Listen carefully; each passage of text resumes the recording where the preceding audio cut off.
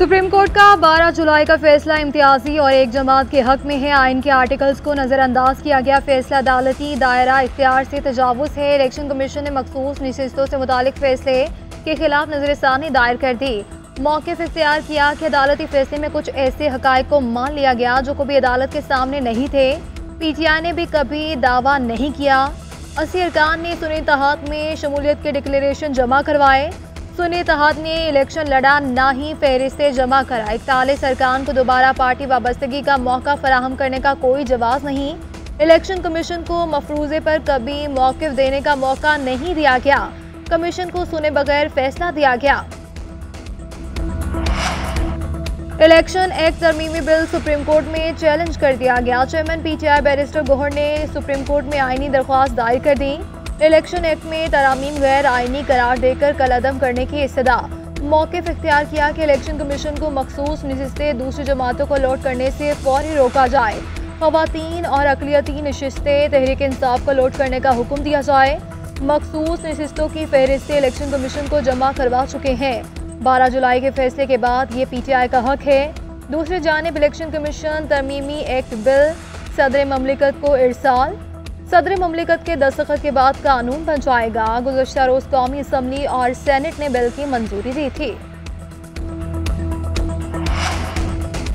Election act में तरमीम का बिल गलत और मनफी है। ये तहरीक इंसाफ का रास्ता रोकने की मोटी कोशिश है। हर जगह इस एक्ट को चैलेंज करेंगे। ऑपोजिशन लीडर उमर अयूब का कहना है कि किसी के साथ कोई मुज़ाकरात नहीं हो रहे। मुल्क में ताज़ा इलेक्शन हमारा वाहिद मुतालबा है। हमारा चोरी किया हुआ मैंडेट वापस किया जाए। पाकिस्तान नए इलेक्शन की ताकत रखता है। सवाबी का जलसा सबने देखा है। अवाम का समंदर था। हसीना वाजिद तो भारत चली गई, लेकिन उधर से हेलीकॉप्टर नहीं जाएगा। जलाओ घेराव केस के 3 मुकदमात में उमर अयूब इंसदादे दहशतगर्दी अदालत पहुंचे। पता चला कि आज तो किसी मुकदमे की समात नहीं है। उमर अयूब गलती से अदालत पहुंचे।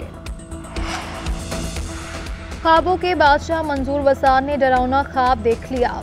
कौमी असम्बली की तहलील और निगरान हुकूमत की पेशगोई कहते हैं कि आने वाले हालात सियासतदानों के लिए अच्छे नहीं। लगता है कि मुल्क में दोबारा बड़ी सफाई हो जाएगी। इदारों और सियासतदानों के दरमियान महाजराई बढ़ सकती है। 2-2.5 माह कुछ भी हो सकता है। मुमकिन है ऐसा वक्त भी आए कि कोई वज़ीर आज़म बनने को तैयार ना हो। बांग्लादेश वाली सूरत हाल यहाँ पेश नहीं आएगी। बानी PTI बंद गली में फंस चुके हैं। इन्हें नीचे आना ही होगा। सोच समझ के फैसले करने होंगे। बानी PTI से बगैर मुदाखलत मुलाकात की दरख्वास्त। डिप्टी अटॉर्नी जनरल ने मौक़िफ़ इख्तियार किया कि वज़ारत दिफ़ा ने बानी के इल्ज़ाम को बेबुनियाद करार दे दिया। चीफ जस्टिस आमिर फारूक ने रिमार्क्स दिए कि आपके ख़त के जवाब में उन्होंने ख़त लिखकर ही बताया होगा। अगर कोई ऐसी चीज़ नहीं है तो वज़ारत दिफ़ा का जवाब अदालत को दिखा दे। अगर कोई हसास चीज़ नहीं है तो इस ख़त को रिकॉर्ड का हिस्सा बनाएं। अदालत ने केस की समाअत मुलतवी कर दी।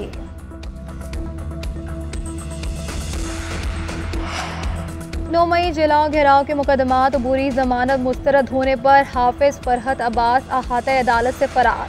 लाहौर की इंसदादी दहशतगर्दी अदालत ने PTI MPA और शेख इम्तियाज महमूद की बुरी जमानत खारिज की। हाफिज फरहत अब्बास अपनी गाड़ी में बैठकर निकल गए।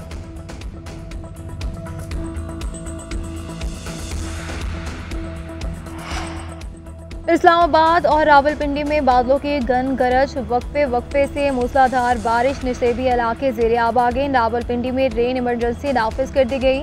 वासा रावलपिंडी हाई अलर्ट। निकासी आब के लिए हैवी मशीनरी और अमला नशेबी इलाकों में तैनात। महकमा मौसमियात की आइंदा 24 घंटों के दौरान मुल्क के मुख्तलिफ हिस्सों में भी बारिश की पेशगोई। लाहौर, रावलपिंडी, सियालकोट, गुजरात और गुजरावाला में बारिश मुतवक्के।